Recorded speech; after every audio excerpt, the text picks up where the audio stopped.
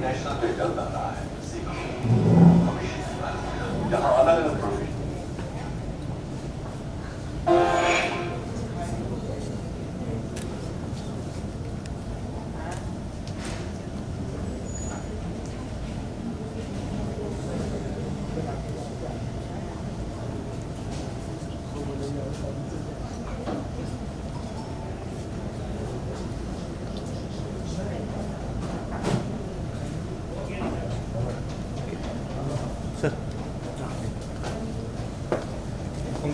Title track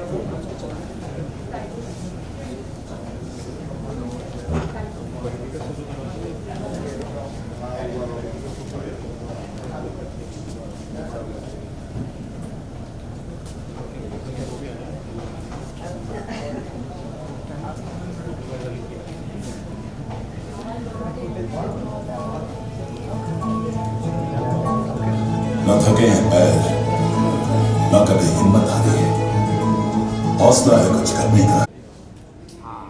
Look camera. One more safety. I want this. Yeah. Yeah, lovely. Yeah, yes. हम होंगे कामयाब यार चलेगा अपनी तरीके से हम हिंदुस्तान डन।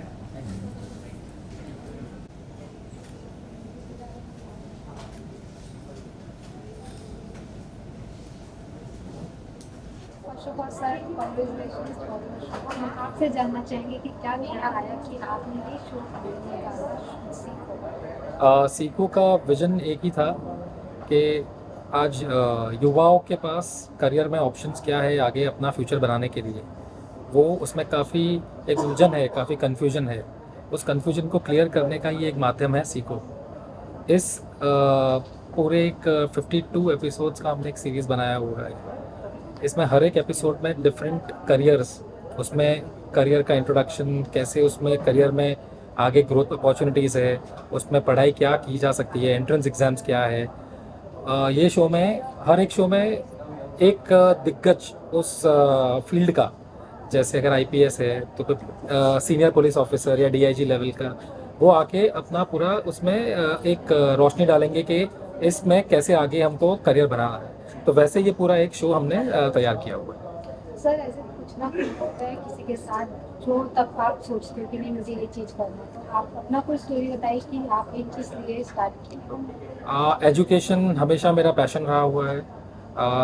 मैं हमेशा से मीडिया और एडवर्टाइजिंग में जाना चाहता था, लेकिन जैसे सबको एमबीए करना था तो मैंने भी एमबीए कर लिया और फाइनेंस में एमबीए कर लिया। बट आज तक मैं सोचता हूँ कि शायद मैंने मेरा पैशन फॉलो किया होता तो शायद और रिजल्ट्स होते थे। बट मैंने फिर भी पढ़ाई कभी छोड़ी नहीं। एजुकेशन जैसे मैंने कहा हमेशा मेरा पैशन है।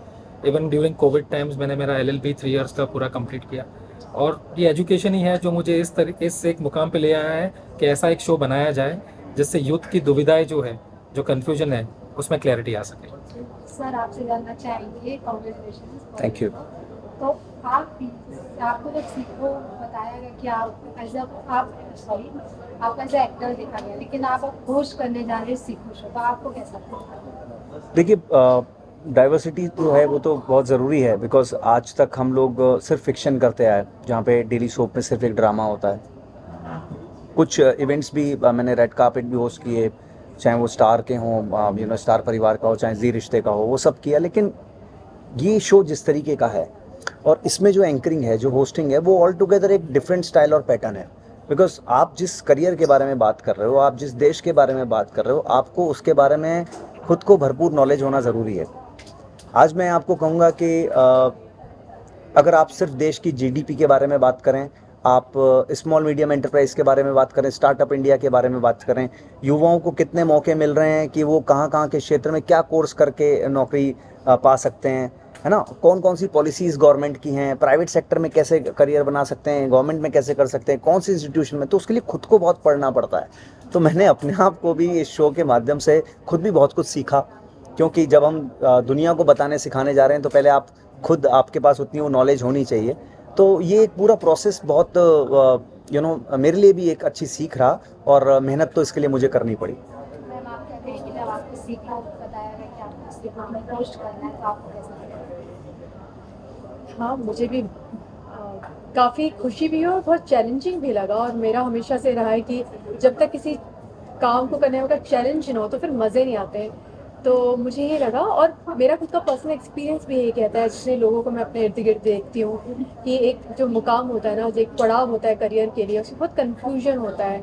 तो मुझे लगा ये शो एक बहुत ही बेहतरीन प्लेटफॉर्म होगा उन सारे यंगस्टर्स के लिए जो अपने करियर को चुनना चाहते हैं। तो एक तरह का कंट्रीब्यूशन भी होगा उन सब के लिए, जो हम अपनी तरफ से दे सकते हैं, क्योंकि एजुकेशन हमारी कंट्री का बहुत बड़ा फैक्टर है। और मुझे लगता है देश के जितना भी प्रोग्रेस होगा उसमें एजुकेशन सबसे बड़ा रोल अदा करेगा। तो मुझे लगता है इस तरह की बातों से जुड़ना, इस तरह के सोच से जुड़ना अपने आप में ही बहुत एनरिचिंग फील करवाता है। तो कह सकते हैं कि पहला शो है जो कि लोगों को गाइडेंस देगा करियर से लेकर या फिर कोई कोर्स से लेकर। तो वो जो विशाल सर का यूनिक कॉन्सेप्ट है वो आपको कैसा लगा? बिल्कुल, बहुत बहुत अच्छी सोच लगी मुझे, क्योंकि अधिकतर लोग ऐसा सोचते नहीं हैं।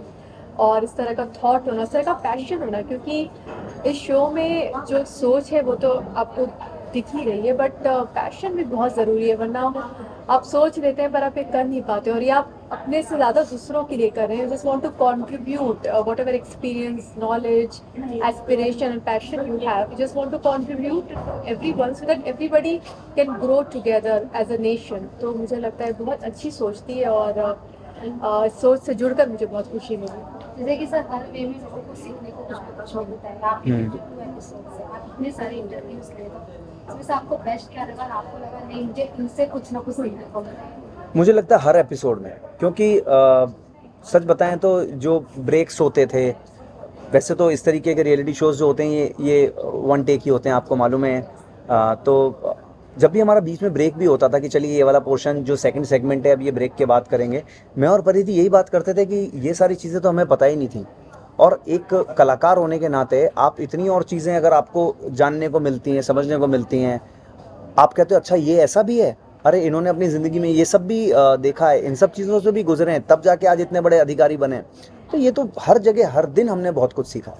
आपको भी कुछ नए नए स्टोरीज पता चले होंगे, कुछ नए नए स्ट्रगल पता चले होंगे आप लोगों को कि आप आज तक देखे नहीं होंगे या सुने नहीं होंगे। वो आपको कैसा लगा एक्सपीरियंस? बिल्कुल, मुझे लगता है क्योंकि हम एक्टर्स हैं तो ये एक्टिंग फील्ड बहुत ज़्यादा हाईलाइटेड है, पर मुझे लगता है कि हर अपनी एक फील्ड, हर एक करियर में वो सब अपने आप में बहुत बड़े हीरो हैं, हीरोइंस हैं और सेलिब्रिटी हैं, और उन लोगों की ज़िंदगी को जानना, करीब से जानना, मुझे लगता है बहुत बड़ा एक लर्निंग एक्सपीरियंस है। और ख़ास तौर पे जो हमारा एपिसोड होता है आर्मी ऑफिसर्स के लिए, और जिस तरह का जज्बा उस दिन मंच पे महसूस किया, क्योंकि आज तक मेरा तो इंटरेक्शन मूवी के ज़रिए, गानों के ज़रिए, या जो हम सुनते हैं न्यूज़ चैनल में, पर पहली बार उन सब आर्मी, नेवी, जो रियल फील्ड वाले लोग हैं, जिनका जब उन्होंने जज्बा देश के प्रति और अपने लोगों के प्रति, इनफैक्ट देश से ज़्यादा वो फाइट करते हैं और जान दे सकते हैं अपने पार्टनर्स के लिए, अपने तो वो जो जज्बा देखकर मतलब हम सब की आंखें भर आई थी, हम सब वहाँ पे लिटरली रो रहे थे,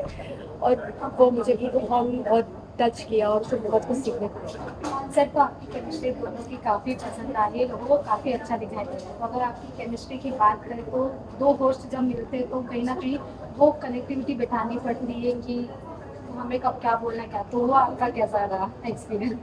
देखिए ये तो वो वाली बात है कि मैं आपको एक बहुत छोटी सी बात बताता हूँ। किसी भी टॉपिक के बारे में बात करने के लिए ना आपके खुद के पास वो नॉलेज होनी चाहिए, ये इस शो का वो है। और शिक्षा वो शेरनी का दूध है जो जितना पीता उतना दहाड़ता है। तो अगर मुझे कहीं किसी मामले में कुछ नहीं मालूम है, बट परिधि को अगर उसके बारे में मालूम है, तो उसको अपने क्वेश्चंस अनडाउटेडली एक को होस्ट होने के नाते मुझसे थोड़े वजनदार होंगे, फिर सवालों में से सवाल निकलता है, वैसे कॉन्वर्सेशन होता है। तो वो एक अपने आप में बड़ा कमाल का एक अंडरस्टैंडिंग था हम दोनों के बीच में कि कैसे इस चीज़ को आगे लेके करके जाना है।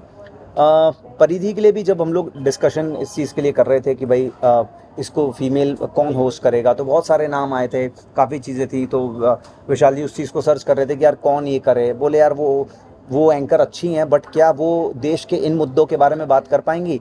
क्या वो आज देश में गरीबी कैसी है, कैसे रोज़गार मिलेगा, कैसे लोग आगे बढ़ेंगे पढ़ेंगे, इस बारे में कोई बात कर पाएगा? मेरे दिमाग में सही में सिर्फ एक ही नाम आया, वो परिधि का था। काफ़ी कुछ और भी फ्रेंड्स हैं जिन लोगों से मैंने बात की, मैंने कहा no doubt they are very good anchor, everything is good, but इस तरीके के कॉन्सेप्ट के लिए आपको खुद को बहुत अपनी तैयारी करनी पड़ती है, और मुझे लगा कि परिधि उसके लिए एक बेस्ट ऑप्शन है। तो इस तरीके से हम लोगों ने किया, तो वो केमिस्ट्री हम लोगों को बनानी पड़ी, क्योंकि हमने खुद ने भी बहुत कुछ सीखा, जैसे कि मैंने कहा इस शो से। बाकी तो इन्होंने विश्वास किया, क्योंकि ये शो पहले इस तरीके से इतना बड़ा नहीं था। आज ये मैं कह सकता हूँ इंडिया का अभी तक का सबसे बड़ा करियर गाइडेंस शो है। लोग पॉडकास्ट करते हैं, चैट शो कर लेते हैं, 2 कुर्सियाँ लगा के मैं यहाँ पे भी पूरा वो सब कुछ शूट करता हूँ, आप देखते ही हैं। लेकिन अगर एक इतना बड़ा आपको शो बनाना है, तो मैं आपको ये बताना चाहता हूँ, ये अभी तक का सबसे बड़ा करियर ओरिएंटेड शो है जो इंडियन टेलीविजन पे, नेशनल नेटवर्क पे आप लोग देख रहे हैं। मेरे ख्याल से बहुत बेहतरीन तरीके से हमने बातें बता ही दी है, बट मुझे लगता है अगर हम शुरुआत जो हमारी होती है, अगर आपस में म्यूचुअल रिस्पेक्ट और एडमिरेशन है, तो मुझे लगता है उसके बाद की सारी जर्नी बहुत आसान हो जाती है, क्योंकि वो सबसे बेसिक लेवल तो सेट है, वहाँ पर कोई क्वेश्चन नहीं है, वहाँ पर कोई डाउट नहीं है, वो फुल फेथ है एक दूसरे पर और एक दूसरे के टैलेंट पर, तो वहाँ से फिर सब कुछ आसानी हो जाता है। जैसे कि इसका नाम ही सीख है, जैसे कि सर ने कहा कि वो एचडीए बीए किए थे लेकिन फाइनेंस में है, तो आपका ऐसा कौन सा टर्निंग पॉइंट रहा कि आप एक्टिंग करियर में आ गए, और आप एक्टिंग करियर से क्या सीखे? बहुत बड़ा क्वेश्चन हो गया। टर्निंग पॉइंट तो मैं यही कहूँगी कि मैंने भी एमबीए किया, जैसे इन्होंने किया, सब करते हैं तो हमने भी कर लिया। पर मुझे लगता है the moment I started giving interviews for the corporate, तब मुझे लगा कि नहीं यार, this is not my cup of tea, somewhere I don't feel like I belong to. तो और अंदर से वो एक्टिंग का कीड़ा बचपन से था। तो thankfully my husband really supported me, and after marriage I came to Mumbai and started the journey, and then what happened? मैं बहुत कुछ करना चाहता था, लेकिन मुझे लगता है कि एक्टर एक ऐसी फील्ड होता है ना, अभी आप देखिए मैं आर्मी की बात कर रहा था कि शायद मैं अगर एक्टर नहीं होता तो आर्मी होता। अभी हाल ही में एक फिल्म आने वाली है जिसका नाम है कागज 2, उसकी शूटिंग मैंने इंडियन मिलिट्री एकेडमी में की है। Somehow we got the permission. वहाँ जाना सपना होता है लाखों करोड़ों लोगों का कि मैं आर्मी वाली एक मिलिट्री एकेडमी में जाऊँ, तो देहरादून में मैंने शूटिंग की, मैंने उन पलों को जिया है। तो एक कलाकार बहुत सारी लाइफ जी लेता है, लेकिन जिन लोगों का एक्टिंग के अलावा कुछ और दूसरी फील्ड के वो हैं, सपने हैं, वो इस शो को देख के अपने सपने पूरे कर सकते हैं, जिसका नाम है सीखो। सर आपसे लास्ट क्वेश्चन जानना चाहेंगे कि आजकल कई ओटीटी प्लेटफॉर्म्स आ गए, चैनल्स आ गए, वहाँ इसको ना बताया, आप दूरदर्शन में क्यों आ रहे? बहुत अच्छा सवाल है ये। दूरदर्शन देश का पहला चैनल था, और यही एक मात्र चैनल है जो गांव-गांव, कस्बे-कस्बे, डिस्ट्रिक्ट लेवल, तालुका लेवल तक पहुंच पाया है। जहां जैसे अनिरुद्ध ने कहा कि इंटरनेट जहां पहुंच नहीं पाया था, वहां दूरदर्शन आज भी है, और ये शो उन्हीं के लिए है। ये शो उसी युवा के लिए है जो दूर दराज गांव में बैठा हुआ है, उसके पास पैशन है लेकिन उसके पास जरिया नहीं है कि मैं कैसे करूं। सीखो यही है भविष्य नए भारत का, और यही युवा हमारे नए भारत का भविष्य।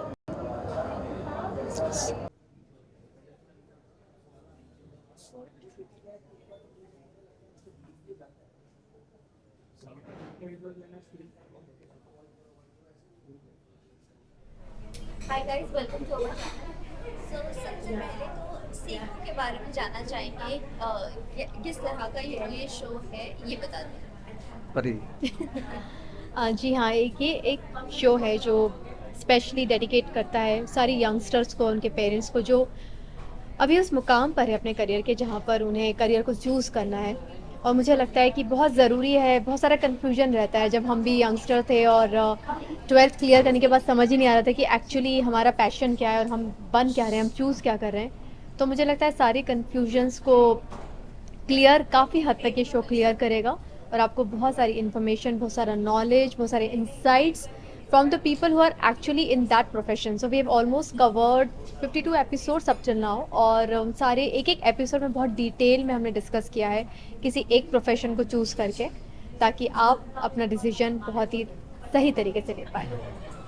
तो सीखो भविष्य नए भारत का, जैसे कि टाइटल ही है, तो आज न्यू इंडिया में जिस तरीके से हमारा देश आगे बढ़ रहा है, पहले तो सारे देशवासियों को बहुत बहुत बधाई हो। कल जो हमारा चंदा मामा पर जो उतरना हुआ वो तो बहुत ही प्यारा रहा, तो उसके लिए बहुत बहुत बधाई हो।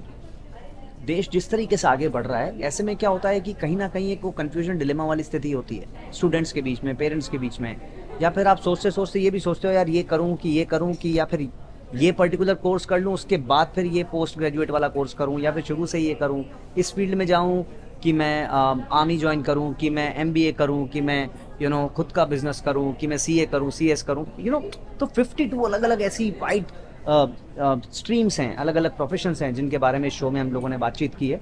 और उसमें जो गेस्ट आए हैं वो सभी लोग अपनी अपनी फील्ड के दिग्गज लोग हैं।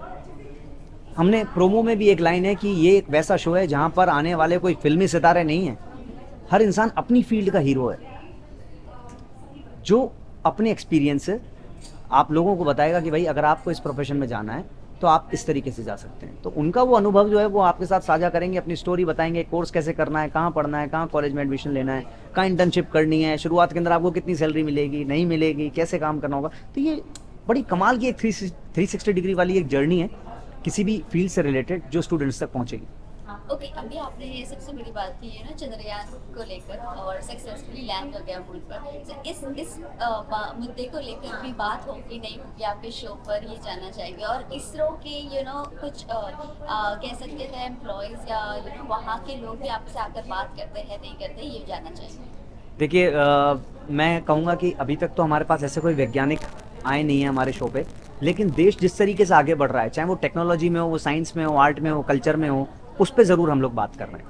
ओके, इसके अलावा आप दोनों से जानना चाहेंगे what was the reason Neeraj आप परिधि को चूज किया आपने, बिकॉज आप दोनों के कंफर्ट। नहीं मैंने चूज़ नहीं किया मैंने चूज़ बिल्कुल नहीं किया है, सॉरी, है ना। मैं सिर्फ इतना जानता हूँ कि जब इस शो के लिए एंकर की खोज चल रही थी तो ये तो समझ में आ गया था कि देखिए इस तरीके का शो कोई है कि आम एंकरिंग या होस्टिंग नहीं है। आप मुझे बता दीजिए ऐसे गिने चुने एक्टर्स होंगे जो आज देश में GDP की बात करेंगे, जो GST के बारे में भी जानते होंगे, जो टैक्सेशन के बारे में भी जानते होंगे, जिनको ये भी पता होगा कि भाई इतने साल पहले सर्विस टैक्स हुआ करता था। ऐसे बहुत कम लोग होंगे जो सेबी के बारे में जानते होंगे। बहुत सारे ऐसे कम एक्टर्स होंगे जो सिर्फ जानते हैं कि कैंसर बीमारी है, लेकिन कैंसर कितने तरीकों का होता है, डॉक्टर्स कैसे काम करते हैं, नर्सिंग स्टाफ कैसे काम करता है, मर्चेंट नेवी में शिप पे कैसे काम करते हैं, UPSC की तैयारी कैसे होती है, एक IPS ऑफिसर कैसे IPS बनता है, किन किन चीज़ों से उसको गुजरना पड़ता है। तो ये बहुत ही कमाल का वास्ट कॉन्सेप्ट है जिस पे हम लोगों ने अलग अलग आने वाले जो गेस्ट थे उनके साथ हम लोगों ने इंटरेक्शन किया। आप दोनों से जानना चाहेंगे 52 एपिसोड कंप्लीट हो गए हैं, शूट किया है। 52 एपिसोड में से आपके लिए फेवरेट एपिसोड कौन सा रहा है और उस एपिसोड से आपको क्या सीखने मिला? वैसे तो हर एपिसोड अपने आप में बहुत कमाल का था एंड फुल ऑफ एक्सपीरियंसेस, पर मुझे मेरा पर्सनल फेवरेट एपिसोड था टीचर्स का, क्योंकि मैं पर्सनली टीचर्स की बहुत रिस्पेक्ट करती हूँ। मुझे इस प्रोफेशन को लेकर बहुत आदर और सम्मान है मेरे मन में। और उसके बाद जो आर्मी के साथ हमने जो एपिसोड किया था, जो that was really an emotional episode, क्योंकि जो जज्बात देश का होता है ना, जब रियल उन लोगों से मिलते हैं, आर्मी से, नेवी के लोगों से, और जो महसूस करते हैं देश के लिए और उनके जज्बात को देखकर, मुझे लगता है वो रोंगटे खड़े करने वाला अनुभव था उस दिन। तो वो मेरा फेवरेट था। मेरे लिए तो वैसे तो बहुत सारे हैं, लेकिन एक सीमा सुरक्षा बल SSB का एक एपिसोड था। तो वहाँ पे जो हमारे गेस्ट थे वो बाई चांस आए हुए थे उस समय छुट्टी पे, और उनके साथ उनकी फैमिली भी आई थी क्योंकि उन्होंने कभी जीवन में शूटिंग नहीं देखी थी। और जब उनकी वाइफ से हम बात कर रहे थे तो वो बोल रही थी कि एक फ़ौजी की बीवी होना, पत्नी होना बहुत बड़ी बात है। वो बच्चे को ने कभी कैमरा भी फेस नहीं किया होगा और वो थोड़ा सा नर्वस था। हम लोग स्टेज पे थे और आप मानोगे उसने एक ऐसी बात बोल दी जिसने पूरे स्टूडियो को, हमारे कम से कम 100-150 लोगों का, 125 से 150 लोगों का हमारा क्रू है, एक एक इंसान की आंखें नम थी, क्योंकि उस बच्चे ने ये बोल दिया था कि सब कुछ बहुत अच्छा है, मुझे अच्छा लगता है कि मेरे पापा आर्मी ऑफिसर हैं, लेकिन मेरे पापा मेरे साथ टाइम नहीं बिता पाते। तो वो एक ऐसा मोमेंट था कि मैंने कहा यार देखो, सीख देखो। और फिर उस बच्चे से पूछा तो आप क्या बनोगे बड़े होके, तो कहता है मैं भी फौजी बनूंगा। तो वो जो चीज़ें हैं ना, ये तो चलिए एक देशभक्ति की बातें हैं। इसके अलावा भी नर्सिंग स्टाफ की बातचीत करूं, आपको मालूम है कि नर्सेज जो हैं उनका कितना डेडिकेशन वाला काम है। छोटे छोटे लोगों की मैं अगर बातचीत करूं, हमारे शो में एक ऐसे स्टार्टअप वाले इंसान आए थे जिन सर ने छोटी सी एक दुकान पाउच बनाने का काम किया था कि मोबाइल फ़ोन आपका बारिश में भीगे नहीं, और उस पाउच की दुकान चलाते चलाते आज उन्होंने मुंबई के अंदर बहुत बड़ी एक कंपनी का पूरा सूटकेस की कंपनी खोल ली। तो आदमी धीरे धीरे आगे बढ़ता है और उससे सीख मिलती है कि यार जब इतना सड़क पे बैठ के काम करने वाला आदमी, बेचने वाला आदमी को रास्ता दिख सकता है, उसको नॉलेज मिली, पॉलिसीज उसको देश की पता लगी, उसको लोन मिला, उसने अपने धंधे को बड़ा किया, आज वो बड़ा काम कर रहा है, उसका अच्छा टर्नओवर। तो हर जगह हमने बहुत कुछ सीखा है। तो ये 2 एपिसोड्स मेरे खास तौर पे बहुत बहुत मेरे दिल के करीब रहे हैं। यू नो हम दोनों से एक ये सवाल है, लोग कहते हैं as an actor you know ये सिर्फ एंटरटेनमेंट में ही इनका दिमाग रहता है, ये बाहरी दुनिया की ज़्यादा नॉलेज नहीं गेन कर पाते। आज हम देख रहे हैं आप दोनों ऐसे शख्स अभी ये ना निकले हैं जो इतनी सारी नॉलेज लेकर निकल रहे हैं, तो इसके बारे में क्या कहना चाहोगे? और पर्सनली आप लोगों को कितने डीएम्स आते हैं यू नो सजेशंस और एडवाइस के लिए सोशल मीडिया पर? वैसे ये एक अच्छा आइडिया है, अभी तक हमने इसको इनकॉर्पोरेट किया नहीं था। हम एक डेडिकेटेड सीखो इंडिया शो का एक ऐसा हैंडल बनाएंगे जिसमें अगर किसी को कुछ डाउट है किसी भी करियर से रिलेटेड, किसी भी फील्ड से रिलेटेड, तो वो हमसे बात कर सकते हैं। हमारे पास एक how to do it section है, वो प्रिंटेड है, जो टीवी स्क्रीन्स पे भी आता है, वो हम उनको भेज देंगे। This is promise from our side and it's a gentleman promise.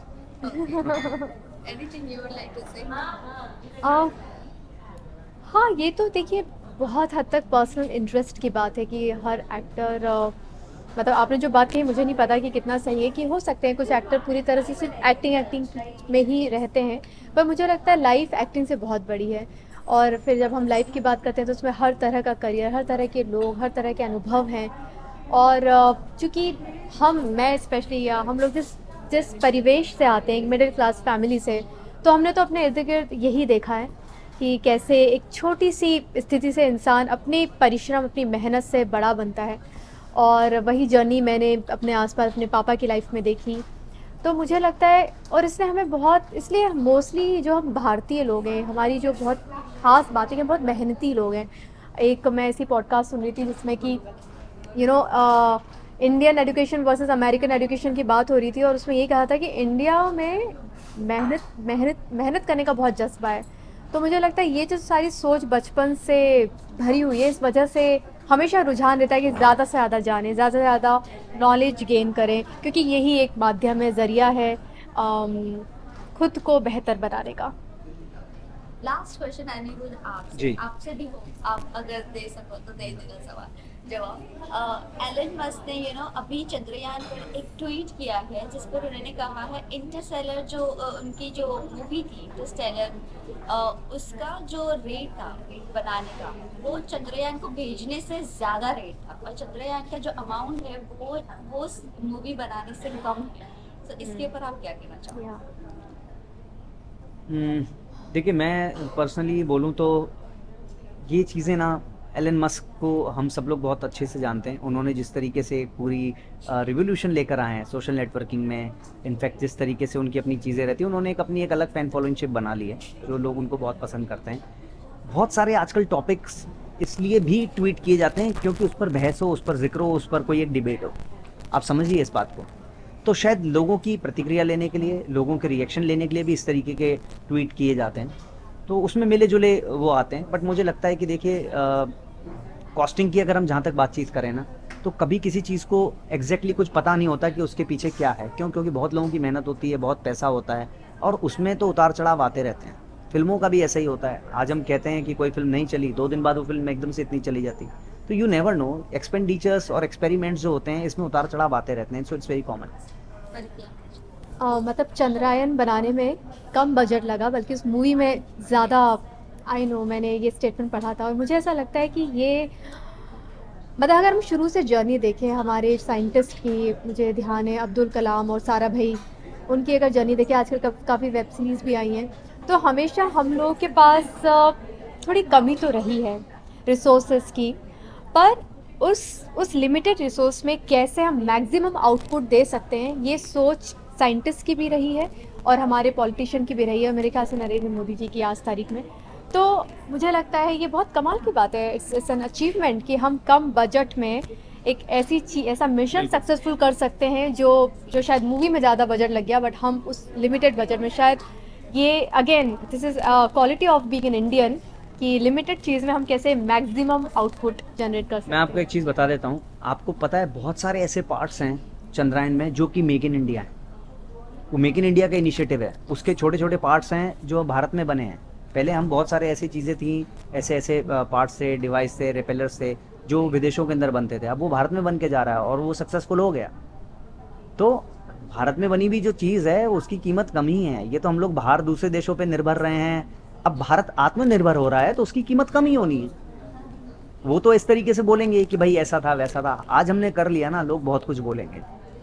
हम तीसरे हैं, यूएस पहला है, चाइना है और हम हैं। और जिस तरीके से हमने इसको सक्सेसफुल किया है, क्योंकि आज देखिए भारत ने तो कभी सोचा नहीं था कि इतनी प्रगति करेगा, बट जिस तरीके से अब जो एक एक्सीलेटर दिया है ना इंडिया ने, वो नेक्स्ट लेवल है।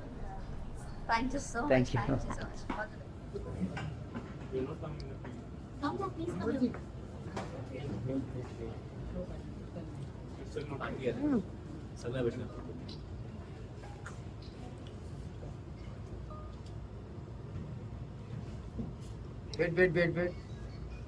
Look here. Wait. Sorry, sir. My fault. ये एक अपोजिट ले लेना। Wait, just. Okay. Dad, sorry. थोड़ा आप आगे आ जाइए मैम, थोड़ा क्या हो गया वो एंगल बराबर नहीं हो रहा, इधर आप आगे आ जाइए। और बेटा आप भी आ जाओ आगे, बस आगे रखो, कुछ आगे कुछ पीछे हो जाए।